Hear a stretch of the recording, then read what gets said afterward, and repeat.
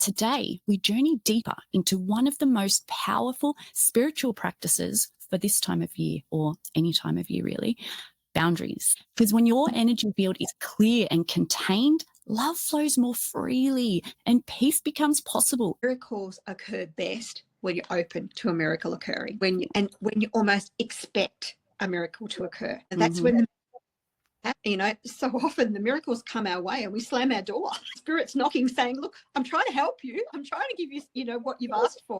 The door's been in your face. Boundaries are not barriers. They are bridges that help you to meet the world from your truth and from love, not from exhaustion and obligation. Welcome to The Wise Witch Within, the show where spirituality meets science and magic meets practical guidance. Grab a cuppa, let your power rise, and together we'll awaken the wise witch within. Let's dive in. Episode 2, protecting your energy without guilt. The silly season can stretch even the calmest soul through endless invitations, emotional expectations, and not so subtle pressure to keep everyone else happy. But peace isn't found in saying yes to everything. Running around like a headless chook, trying to make everyone happy, is found in honouring your own needs, listening to your own body, and protecting your own energy. In this episode, we'll explore how to set energetic boundaries and lovingly shield yourself without closing your heart, and how to say no in a way that honours everyone's higher good. We'll look at a way to check in with what's going on with your own energy and then share a guided visualization, the golden egg of light, an empowering practice to strengthen your energetic field and return to your own calm centre. Now, in our last episode, we explored the collective energy of the holiday rush and began calling our own power home. Now, today, we journey deeper into one of the most powerful spiritual practices for this time of year, or any time of year really, boundaries.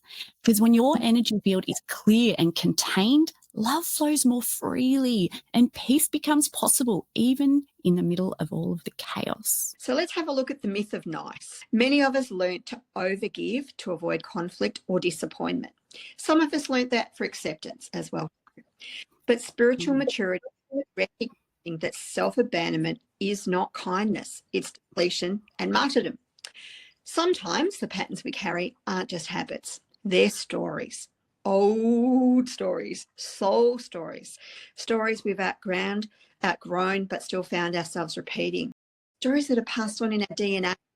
And one of the most common stories we see is the martyrdom story. And this can show up in 3 powerful ways. One can show up as being the keeper of everyone's needs. This is the soul who gives and gives and gives and gives and gives until they're running on fumes. They show up for everyone, yet rarely for themselves. On the outside, it looks like kindness. On the inside, it feels like depletion or quiet resentment. And they whisper things like, I do everything for everyone. Why does nobody see me? But the truth beneath that is that their spirit is craving boundaries, craving balance, and a return to their own centre. They're learning that self-sacrifice is not the same as love. Number 2, the one who wears struggle like a crown. Some souls just don't endure hardship. They use it as a proof of their worth. They say things like, I'm the one who holds everything together. I'm the one who never complains. I love that you're saying I'm the one who never complains as you're complaining. You hear it, a subtle reaching for recognition, for moral high ground, for a moment where somebody finally says, I see how strong you are. But spirit whispers back, your value is not measured by how much you suffer, but by how deeply you allow yourself to live. Number 3, the soul who refuses help. This is the person who turns away support even when the universe places it right in their hands, right under their nose.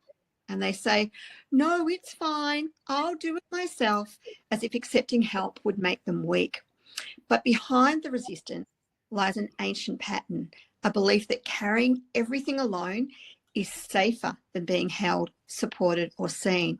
Spiritually, this is the heart learning to soften, to trust, to allow receiving to be as sacred as giving. And I know that both you and I, Karnie, see some of that in ourselves, if not all of it. Yeah. We've been the queen of that one for a while now. But when you learn to have awareness on those patterns, then you can break them. That's exactly right. And it's not something to be ashamed of. You don't beat yourself up about it. It's just that recognizing the pattern, as you said, and then you can do something about it. Get support. Talk to people who've worked through it or are currently working through it, or professionals who know what's going on, the ins and the outs of everything, and can actually support you. Yeah, for myself, a Jester now that takes over, and she kind of has a giggle on the sideline and goes, "Oh, you're doing it again." And I go, "Oh, yeah, that's right." Pull back, start. I love that. I love it. Laughter really is the best medicine, and it's so much better to do that, to have that little giggle and be like, oh, okay, here we go again, rather than that self what's the word I'm looking for? Self-flagellation. That one. Thank you. Then you've also got we're really I mirror each other so well that we can reach out to the other one and say, hey, guess what I'm doing? I'm following the same pattern again. I just had a big reality check. And normally what will happen between the two of us is the other one will turn around and say, oh my goodness, I can't believe you just had that go down. I've had something similar. So, when you're open and honest and allow yourself to be vulnerable to things that are going on for you as a point of learning and a point of power and a point of growth, then things can unfold very differently. It doesn't have to be something where you're trying to be perfect to the world and put yourself up on a pedestal. Yeah, that's right. And that's what shadow work is all about. And just recognizing these things, and we don't have to be perfect. And the thing is, most people, especially those who genuinely care about us, they don't have those same expectations of us that we place on ourselves. So we create these stories, as you were saying before, that we have to be perfect, and we can't let anybody know that we're slipping in this. Or ask the question, is this really true, or is it something that I've created? Yeah. And the other thing, of course, is that often people will see our flaws and they love us anyway, regardless. They just want to help us learn and grow. But they'll often see the things that we try and cover up and hide and put on the masks for, because the people who are close to us, they know who we really are. And when they're calling us out, they're actually doing it for our highest good. Yeah, even if it doesn't feel like it at the time. And I know it's happened with us as well. Often. It can. Friendship. Yeah, exactly. But when it comes to having those boundaries and seeing what's going on for yourself, this is where our energetic awareness comes in. And as the holidays, the silly season approaches, no matter what your own beliefs are, whether you celebrate Christmas or Hanukkah or nothing, or whether you're celebrating Yule or Litha or whatever it is, the collective energy that's around us shifts dramatically. And so what is pushed and promoted as this season of joy and connection and rest often becomes a time of overstimulation, emotional turmoil, and depletion, massive depletion. So this is where that energetic awareness and healthy boundaries shift from just being great spiritual tools to essential survival skills. And energetic awareness, it means tuning into those shifts in the emotional, in the physical, energetic, and spiritual states. And now sometimes they can actually be really, really subtle, but they have a big impact, especially if left unchecked. And that martyrdom, that plays into this, being aware, as we were saying before. So just taking a moment to notice who or what leaves you feeling drained or just yuck.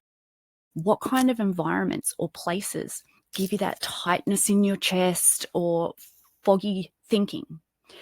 When or where do you feel off? Not in your own body, not yourself. These are often the first signs that your energetic boundaries are being breached, or that you are not upholding them yourself. So here are some common signs that your energy is being affected by those poor boundaries, especially during the holiday or silly season.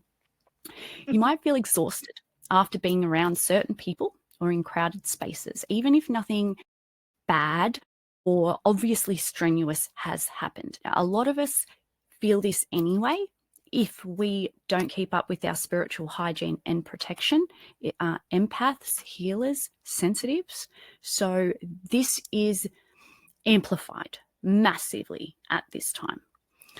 You might find yourself absorbing the stress, anxiety, and or emotions of others and carrying them like they're your own even more than usual, because everyone else's emotions are heightened. Yep. You're going to possibly be someone like us who will say, yes, yes, yes, yes, yes, when what you really want to say is no, no, no, no, no, no. And then you're going to feel resentful and depleted and disconnected from yourself, just like what Karnie was talking about before. Or you could experience somewhat unexplainable mood swings, or mood swings that just are more frequent. Brain fog, physical symptoms like headaches, pain, congestion in the sinuses is another big one. A slight cough or difficulty breathing, and full body tension after gatherings or just being around certain people, being out shopping, for instance. Or you could feel a sense of guilt or fear around setting limits and boundaries with family and loved ones. And now, this is absolutely not an exhaustive list, but these are probably the most common symptoms or signs. And they're not just social or emotional challenges, they're actually energetic imbalances. So your field is being permeated, compromised, entangled, or drained and siphoned. And so during the holiday chaos, energetic hygiene is a non-negotiable. This means just doing things like regular grounding and centering, shielding or cloaking when needed. Energetic clearing is a big one, or even cord cutting. Using sound, smoke, salt, ritual baths, and so importantly, time alone to reset and upholding your boundaries without guilt. So in other words, reclaiming your sovereignty. You have the right to be whole, centered, to say no, and preserve your energy for what truly feeds and nourishes your spirit. So even if you don't celebrate the holidays as most people do, why not create a new tradition for yourself and turn this season into a beautiful ritual of self-honoring? I love that. I love that, Ellie. Interesting. As you were sharing then, what I realized is that sometimes it's actually even more amplified when you're trying to hold those energetic boundaries with people, particularly in family, if the rest of the family doesn't understand that your energy is being compromised and there's some kind of game going on underneath the surface, and because you feel the need to over-explain yourself, to have to justify yourself, and that becomes an energy drain as well too. So I've always found the best way to go around that is to begin with I feel statements. I feel this way, I need you to do this. I feel this way, and therefore I'm going to remove myself from this situation. I feel overwhelmed. I'm going to go and take 10 minutes away from here and just recenter. Go and put my feet on the ground and, calm the farm. Yeah, perfect. And those statements, that's not putting it on someone else. That is claiming that I feel this way. So it's very important, as Karnie said, to start with that I feel, and therefore, whatever it is that you're saying, not you're making me feel or you're doing. It's taking that yourself. I feel. Yeah. Yeah, it's such a huge shift, and I think it also the fact that you are claiming that energy for yourself and also setting a boundary around what you are prepared to accept and not accept, it can take the angst out of it a lot more easily, because, you know, there's no personal attack in there as well too. Just a statement of like, there's something going on for me and I need to address it. Yeah, exactly. Okay. Look at a really cool practice that we can do. This is an energetic practice called the golden egg of light. Whew, a bit exciting. Righty. So allow your breath to slow into an easy rhythm like a tide remembering its way home.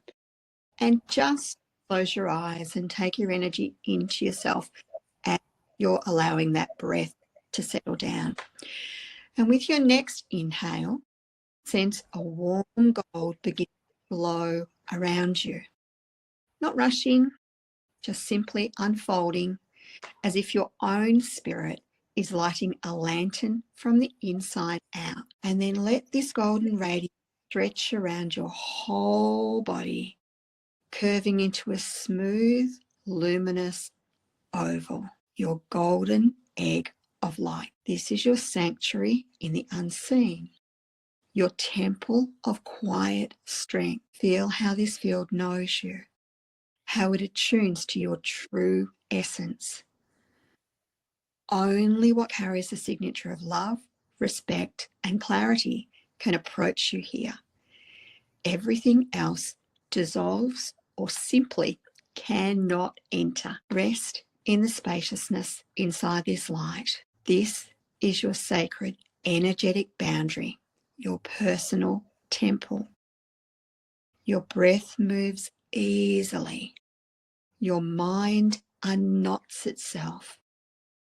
Your heart remembers its natural courage.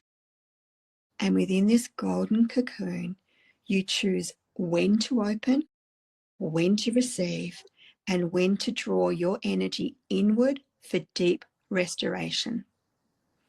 Nothing is taken without your consent. Nothing is demanded from you here. Breathe once more into this gentle sphere, letting it brighten a touch, a promise to yourself. And when you're ready, stay inside this glow as long as you wish. Bring its warmth with you as you return. And then coming back into. So lovely. I actually feel physically warmer. Do you? Cool. Actually, I see a bit of a suntan on you just quietly. It's the first time for everything. Beautiful. Thank you, Karnie. That was lovely. And and it's so simple. It's something you can easily do. Yep. Yeah.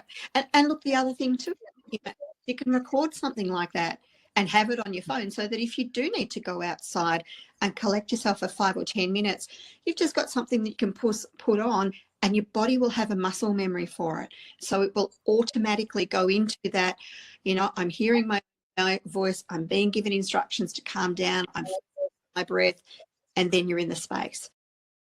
When we do something often enough, we create a muscle memory for it. Yeah. Exactly. And that's why Karnie and I, we, no matter what it is, whatever meditation or journey work, path working, it's as soon as close our eyes, it's just like that instant into the state. Yeah. Long lead-ins anymore. No, which for some people, some people need that longer, especially if they're just learning or they're really uptight. But yeah, when we're creating our courses or whatever work it is, finding that balance and trying to figure, okay, so we've got this many beginners and this many advanced students, and getting the right kind of induction. And that's what's beautiful about recording it for yourself. You know what you need. And so you can make it longer, even if it's just playing some nice music for a while as you breathe and just relax before you go into it. Just, you know what you need. Yeah. And the other beautiful thing, of course, is like self-affirmation, because it's your own voice talking back to you. It's like you're affirming your own. You're saying, this is an investment that you deserve. This is something that, is sacred and important and significant to you. Yeah. So there's kind of like a whole heap of layers of benefits in it. Yeah, for sure. For sure. Something I would like to touch on, a topic that I haven't seen mentioned, and to be honest, is something that I've actually forgotten to do myself, and that is cleansing the gifts. So anyone who knows a little about energy work, cleansing, will be aware that it's so important to cleanse the things that come into your home because it all holds energy. So that goes with gifts as well. Now, when you're doing this, you're not getting rid of the love and the nice energy of the people who have given it to you. What you are cleansing is the chaotic energy from the item perhaps sitting in a shop in the middle of the silly season with everybody being anxious and angry and grabby and whatever. The energy of the manufacture of it. And when you think about it, how often do you pick up things and look at things and touch them and put them back in the shop? Now, think how many different people have done that to the item that you are now holding in your hands, and you have all of that energy, you're bringing it into your home, and it's mixing and affecting your own energy and the energy that is in your space. So you can just do a really, really simple cleanse. Doesn't have to be smoke. People seem to believe, thank you, TikTok and social media for this, that it has to be sage smoke. And that is absolutely false. In fact, white sage smoke is not always beneficial. It can even do more harm than good in certain situations. But there are other herbs that you can use. Rosemary is fantastic. Lavender has a beautiful cleansing energy, but it's gentle. Eucalyptus, pine. But you can use, oh, sorry, what was that? Palo Santo. Palo Santo, yes, that's right. Although that is also another one that is quite overused and misunderstood. So whatever you're using, do your research and make sure. But Palo Santo, it does have a more gentle energy. And, you know, a bit of water in a spray bottle with a few drops of good quality essential oils, some lavender, some rosemary. That's all you need. If you have Tulsi, highly recommend it. Frankincense, just spray. You can use your breath. You can visualize light. You can use energy. You can just hold it out in the sunlight or the moonlight and ask that the energies be made pure and that anything that is unhelpful or harmful be neutralized. And then it's still holding the love. Sorry, Karnie, what were you going to say? Selenite too. Nice big slab of selenite. That's going to... Exactly. See, I always have this here. And I wrap this around it every night before I go to bed because all of my slabs and my other things are covered in bracelets and whatnot. So, yeah, I keep this by my computer. Yeah, beautiful. It. Too, because I've actually never done it. I've been practicing like energy work for over 27 years now. I've never cleansed a gift that's been given to me. I cleanse everything that's come in from a second-hand shop, but I've never actually thought to cleanse a gift. Never. Yeah. And you are absolutely not alone. For a very, very, very long time, I didn't either. And then even, as I said, when I did think of it and it registered, I'd still forget unless I was feeling something, picking something up. Then you don't think about it. You're in the moment and it's very easy to forget. Yeah, absolutely. Yeah. Beautiful. Thank you for that little tip. I'll be using that this year. I suppose the other thing around that too, I just thought of something else as well. The other thing you can do is, say, given a crystal gift, you can actually hold that afterwards and send love back to the person who gave it to you. I'd never thought. Everything you say makes me think of something else. Likewise. Well, yeah. Let's have a look at some reflection now. I'm going to ask you to give these questions or statements a rating out of 10. want you to have a think about, where in my life do I still give from obligation instead of love? From that feeling of I should be doing this. Rating out of 10. Second question, how can I protect my peace without apology this season? Well, that's not a rating out of 10, but have to think about, is there something you can do? Do you need more I statements? Do you need to set boundaries? Do you need to visualize a situation ahead? Do you need to have conversations with people in advance? And the last one, what does energetic safety feel like in my body? Just be aware of where there are any parts that kind of yell or scream for your attention, because those parts that are screeching out for you to take notice, they actually have metaphysical awareness attached to them. So if it's stuff on in your legs and below, probably something to do with safety, security, family. If it's something around the heart space, it's probably something about walls around the heart, feeling that they have to protect you. If your throat feels constricted, maybe you're feeling like you can't speak. If you've got sinus or an irritation in the nose area, that's normally an irritation towards someone. So the body actually has metaphysical properties that are kind of like its way of communicating with us to let us know what's going on and to try and give us the heads up as to how we can handle things differently. Okay. And that is definitely something that Karnie and I do speak about quite a lot. And often I'll message her and be like, all right, I'm feeling this in such and such a space.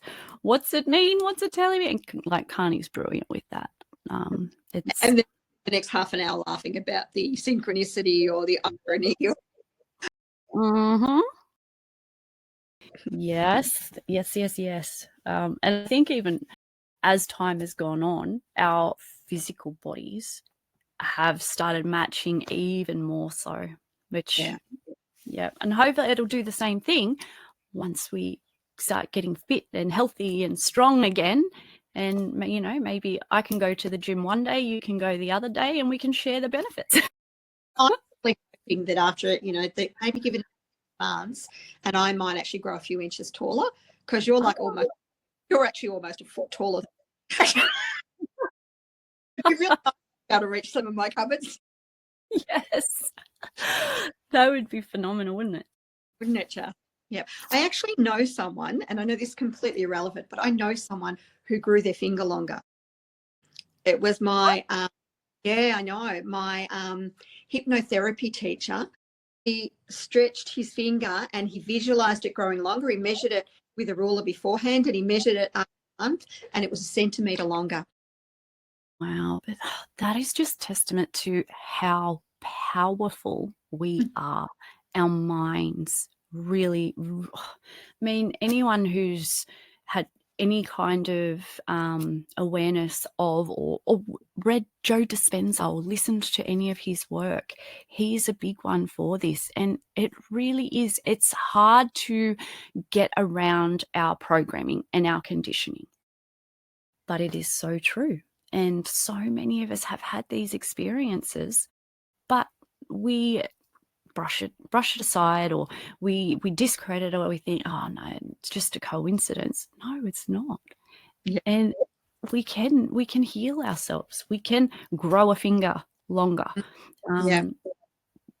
It's amazing. It really is. And there is so much historical evidence of this, especially in ancient tribal cultures, India and those kind of places, Tibet. Look, I think the thing is that miracles occur best when you're open to a miracle occurring, when you almost expect a miracle to occur. And that's when the so often the miracles come our way and we slam our door and spirit's knocking, saying, look, I'm trying to help you. I'm trying to give you, what you've asked for. The door's been in the face. Yes, indeed. Oh, there's actually a really beautiful parable or story about that. I think it's written in a Christian context, but it could be used in that context as well. But basically, there's a big big storm and a flood, and a man is praying for help, and the water's rising, and suddenly something falls down and a ladder appears so he can climb up onto the roof to get away from the rising water. And he's still saying, like, the water's still rising, Lord. Why aren't you helping me? Help me. Like, just save me. Take this away. And next thing, a little rowboat comes by, and the guy in the rowboat's like, jump on, come on, I'll take you to safety. And he's like, no, I'm waiting for the Lord to save me. And so the guy goes. Next thing, a speedboat comes along, and it's the same thing. No, I'm waiting on the Lord to save me. And then a helicopter comes. No, I'm waiting on the Lord to save me. And then the water keeps rising, and as the guy's drowning, he's saying, why didn't you save me, Lord? I prayed and I trusted in you. And Jesus says, I sent you the ladder, I sent you the boat, I sent you the speedboat, I sent you the helicopter. None of it was good enough. Yeah. You know, it wasn't exactly like that, but that was sort of the gist of it. And that's exactly what people do. Yeah. And part of it is that trauma from childhood where we have beliefs around not deserving. So we don't actually recognize the opportunities and the gifts when they come because we don't think we're worthy of them. Mm-hmm. Yes. Yeah. So true. So true. And I think as well, we have our own ideas of what it should be, what the sign should be, or whatever it is. And so, yeah, that's right. Lots of fun. Thank you all for joining us for our second episode. And I invite you now to just take a deep breath and feel the light of your golden egg and your own inner light settling within you, allowing yourself to feel safe, grounded, and radiant. And just always remember that boundaries are not barriers. They are bridges that help you to meet the world from your truth and from love, not from exhaustion and obligation. So every no that honors your peace is actually a yes to you and your soul. And if you would like to delve deeper into energy work, personal energy work, cleansing and protection, as well as shadow work in your own inner sovereignty expression, is that the right word? No, but working on your own inner sovereignty, Karnie and I do have a personal energy work certification course. It is fully accredited, and the feedback that we have received from our first beta round is absolutely phenomenal. Literally life-changing is what 3 different people have said. And so it's something that is such low ticket, but such high return. So if you're interested in that, we will share links below or wherever they go with the podcast. We're completely new to this, or you can reach out to us. We would love to see you there. And this next round will be our last live round before it becomes just fully pre-recorded evergreen course. So if you want to have some live Zoom sessions with us and ask questions and get involved, jump in. You have some exciting things going on in December. I do have some exciting things going on. 4th of December, I have the Healing with the Archangels Evergreen program that I have run for 8 years now. So this is kind of like, it's a partial evergreen, but there's still some live components on it. So it's a little bit like our personal energy work certification. It's the last opportunity to jump on and get some of the live content.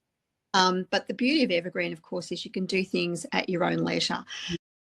With the Archangels looks at 15 different archangels and the archetypical energy that they work with to assist us in everyday life. I actually did your Archangel as our money manifestation the other day, so it was really cool to go back and revisit that.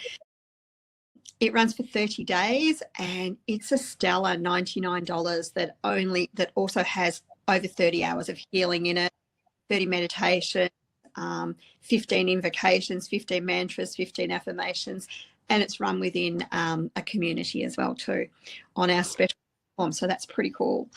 So, so that's something to look forward to. And then, of course, Ali works privately as well. So do I.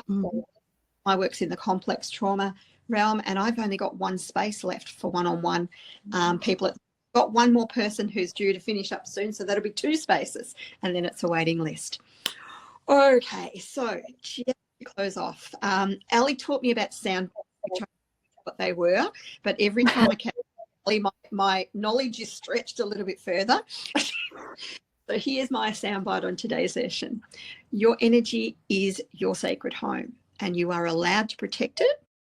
You are allowed to rest, and you are allowed to choose peace over pressure, connection over chaos, and presence over performing. Breathe into your light and let everything that isn't yours just fall away. Oh, so awesome.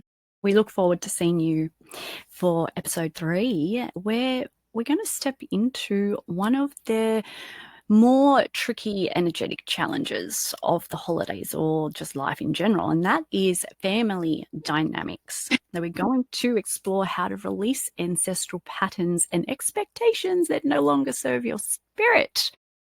And on that subject, Karnie and I are also going to be running a separate series on ancestral healing. We're going to delve deep into that. A lot has been coming up for us personally as well as others.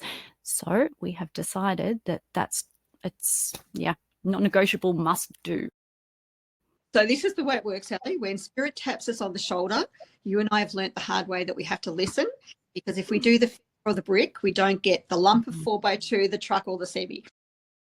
Yeah, exactly. And we have got the truck and the semi quite a few times. So as Karnie said, we've learned the hard way. Yes, much more preferable.